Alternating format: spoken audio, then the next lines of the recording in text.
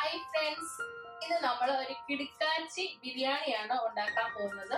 അപ്പൊ മലബാർ ഏരിയയിലൊക്കെ ഇത് നല്ല പ്രചാരത്തിലുള്ള ഒരു ബിരിയാണിയാണ്. കാബിരി ബിരിയാണി എങ്ങനെയാണ് ഉണ്ടാക്കുന്നതെന്ന് നോക്കാം.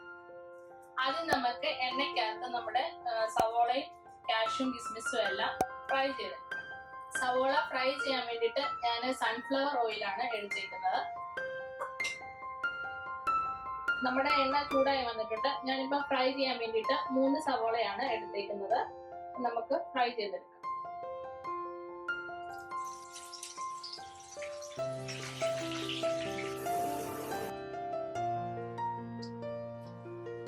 ഇതിലേക്ക് കുറച്ച് ഷുഗർ ചേർത്ത് കൊടുത്താൽ നല്ല ക്രിസ്പി ആയിട്ട് കിട്ടും. നമ്മുടെ സവോള ഫ്രൈ ആയി വരുന്നുണ്ട്. ഇതിലേക്ക് കുറച്ച് മഞ്ഞൾപ്പൊടി നമുക്ക് ചേർത്ത് കൊടുക്കാം. നമ്മുടെ സവോളയുടെ ഫ്രൈക്ക് നല്ല ടേസ്റ്റും ഒരു നല്ല സ്മെല്ലും ഒക്കെ വരും മഞ്ഞൾപ്പൊടി ഇങ്ങനെ ചേർത്ത് കൊടുത്താൽ. ഒരുപാട് കളർ ചേഞ്ച് ചെയ്യാനായിട്ട് നിൽക്കരുത്. ഇനി നമുക്കിത് സ്ട്രെയിനറിലോട്ട് മാറ്റാം.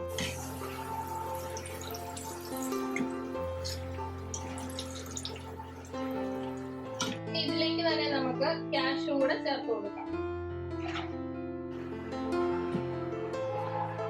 നമ്മുടെ കാഷ്യും ഇത് റോസ്റ്റ് ആയി വന്നിട്ടുണ്ട്. അത് നമുക്ക് സ്ട്രെയിനറിലേക്ക് മാറ്റാം. ഇതിലേക്ക് നമുക്ക് കുറച്ച് കിസ്മിസും കൂടെ റോസ്റ്റ് ചെയ്തെടുക്കാം.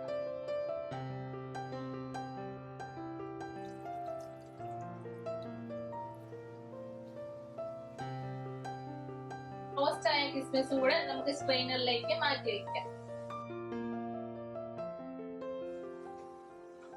ഇനി ഫ്രൈ ചെയ്തെടുക്കേണ്ടത് ക്യാരറ്റ് ആണ്. അതും കൂടെ നമുക്ക് ഇതിലേക്ക് ഇട്ട് കൊടുക്കാം.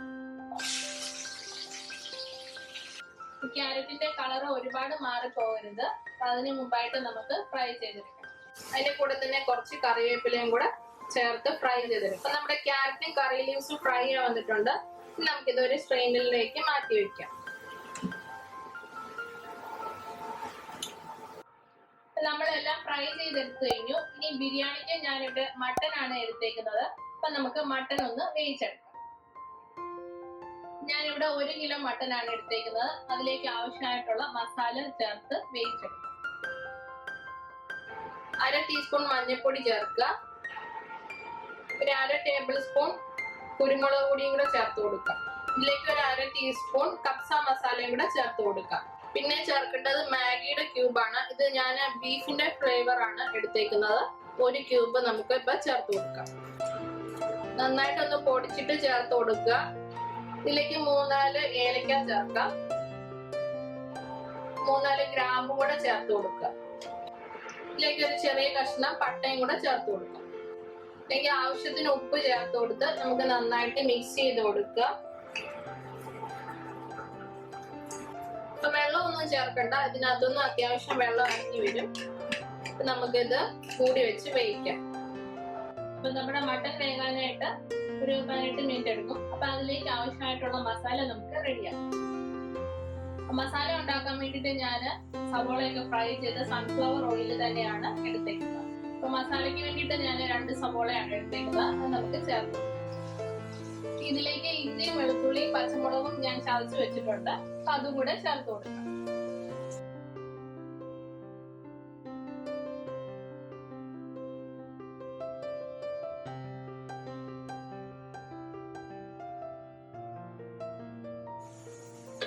നമ്മുടെ സവോള ഇഞ്ചി വെളുത്തുള്ളി എല്ലാം വാടി വന്നിട്ടുണ്ട്. 3 ടൊമാറ്റോ ആണ് പ്യൂരി ആക്കിയിരിക്കുന്നത്. അത് നമുക്ക് ചേർത്ത് കൊടുക്കാം.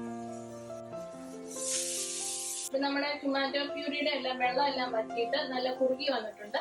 ഇനി നമുക്ക് ഇതിലേക്ക് മസാലപ്പൊടികൾ ചേർത്ത് കൊടുക്കാം. ഇതിലേക്ക് ഒരു 1/2 ടീസ്പൂൺ മഞ്ഞൾപ്പൊടി ചേർത്ത് കൊടുക്കുക. 1.5 ടേബിൾ സ്പൂൺ കുരുമുളക് പൊടിയും കൂടെ ചേർത്ത് കൊടുക്കാം. ഇതിലേക്ക് 1 ടേബിൾ സ്പൂൺ മല്ലിപ്പൊടിയും കൂടെ ചേർത്ത് കൊടുക്കാം. ഇതിലേക്ക് 1 ടേബിൾ സ്പൂൺ കപ്സ മസാലയും കൂടെ ചേർക്കാം. 1/2 ടേബിൾ സ്പൂൺ ഗരം മസാലയും കൂടെ ചേർത്ത് കൊടുക്കാം.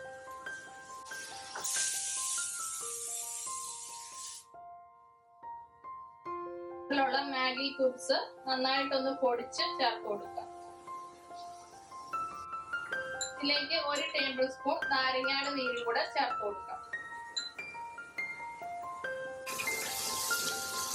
ഇപ്പൊ നമ്മുടെ മസാല എല്ലാം മൂത്ത് വന്നിട്ടുണ്ട്. ഇനി ഇതിലേക്ക് നമ്മൾ വേവിച്ച് വെച്ചിരിക്കുന്ന മട്ടൻ ചേർത്ത് കൊടുക്കാം.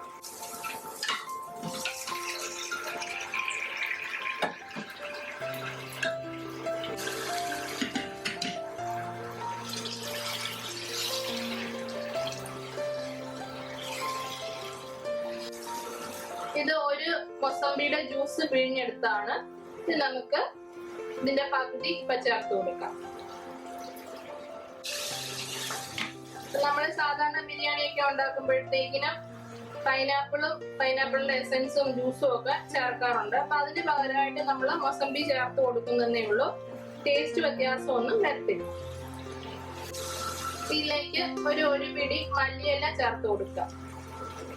പുതിന ഇലയും കൂടെ ചേർത്ത് കൊടുക്കാം.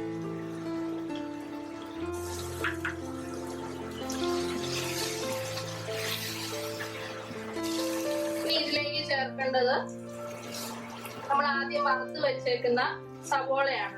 അതിനകത്തുനിന്ന് പകുതി നമുക്കിപ്പൊ ചേർത്ത് കൊടുക്കാം. നല്ല ക്രിസ്പി ആയിട്ടാണ് ഇരിക്കുന്നത്. ഇതിലേക്ക് ഒരു പിടി ചേർത്ത് കൊടുക്കാം. നമ്മുടെ മസാല എല്ലാം റെഡി ആയി കഴിഞ്ഞു. ഇനി നമുക്ക് റൈസ് വേവിച്ചെടുക്കാം. ഇത് നമുക്ക് ഒരു സൈഡിലോട്ട് മാറ്റി വെക്കാം.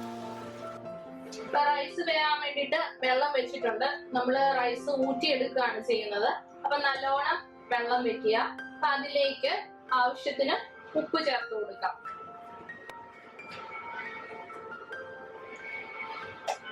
അപ്പം കുറച്ച് ഉപ്പ് മുന്നിട്ട് നിൽക്കണം, എന്നാലേ റൈസിൽ പിടിക്കത്തുള്ളൂ. നമ്മൾ റൈസ് ഊറ്റിയെടുക്കുക ആയതുകൊണ്ട് കുറച്ച് ഉപ്പ് കൂട്ടി ഇട്ട് കൊടുക്കാം.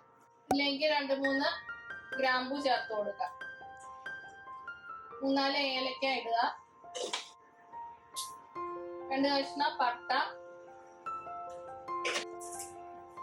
Bay leaves, 1 table spoon sunflower oil, കുറച്ച് മോസമ്പിയുടെ തൊലി നമ്മൾ ഇതുപോലെ കട്ട് ചെയ്തെടുത്തതാണ്, അത് ചേർത്ത് കൊടുക്കാം. ഇനി വെള്ളം നന്നായിട്ടൊന്ന് തിളച്ചു വരട്ടെ. അതിനുശേഷം നമുക്ക് റൈസ് ചേർത്ത് കൊടുക്കാം. നന്നായിട്ട് തിളച്ചു വന്നിട്ടുണ്ട്. നമുക്ക് ഇതിൽ നിന്ന് ഈ മൊസംബിയുടെ തൊലിയൊക്കെ ഒന്ന് മാറ്റി കൊടുക്കാം. നമ്മള് റൈസ് വെന്ത് കഴിയുമ്പോഴത്തേക്കിനും അത് കഴിക്കുമ്പോഴത്തേക്കിനും ഒരു കയ്പൊക്കെ കാണും. ചിലർക്ക് അതൊന്നും ഇഷ്ടമില്ല. അപ്പൊ നമുക്ക് ഇതിനകത്തിട്ടിരിക്കുന്ന മസാലകളും മൊസംബിയുടെ തൊലികളും ഒക്കെ ഒന്ന് മാറ്റി കൊടുക്കാം. ഇനി ഇതിലേക്ക് ബസ്മതി റൈസ് ചേർത്ത് കൊടുക്കാം. ഞാനിപ്പം 2 കപ്പ് റൈസ് ആണ് എടുത്തേക്കുന്നത്.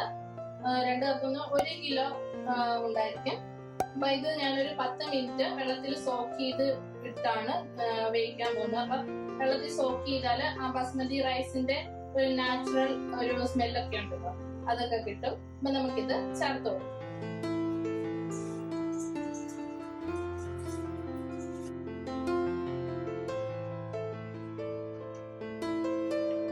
റൈസ് വെന്ത് കിട്ടാൻ വേണ്ടിട്ട് നമുക്കിതൊന്ന് മൂടി വെച്ചു കൊടുക്കാം. നമ്മുടെ റൈസ് വെന്തോന്ന് നോക്കാം.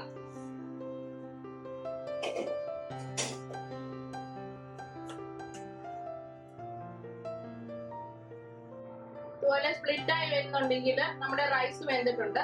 ഇനി നമുക്കിത് ഊറ്റിയെടുക്കാം.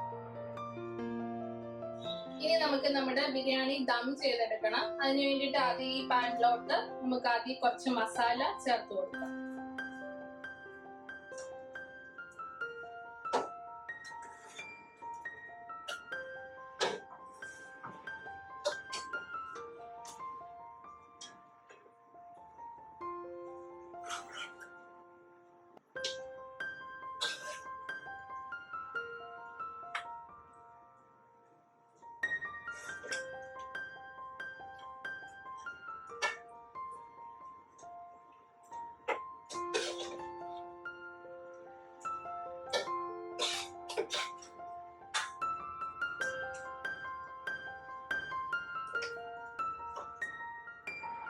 ഇതിന്റെ മുകളിലോട്ട് നമ്മുടെ റൈസ് സ്പ്രെഡ് ചെയ്ത് കൊടുക്കാം.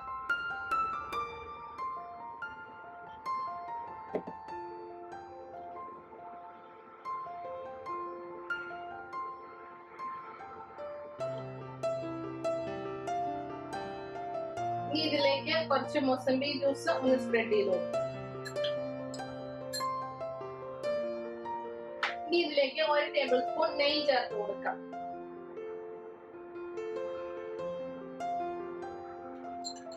അപ്പൊ ഞാൻ കളറിനായിട്ട് ബീട്രൂട്ടിന്റെ കളറാണ് ചേർക്കുന്നത്. ഞാൻ നേരത്തെ ഒരു വീഡിയോ ചെയ്തിട്ടുണ്ട് ചൗവരി പായസത്തിന്റെ.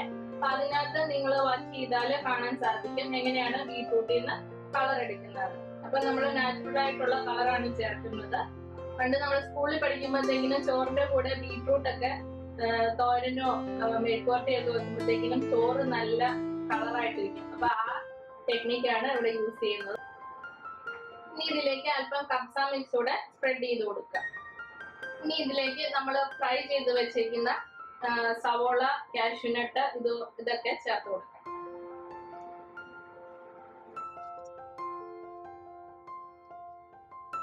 ഇനി ഇതിലേക്ക് കുറച്ച് മല്ലിയിലയും പുതിനയിലയും കൂടെ വിതറി കൊടുക്കാം.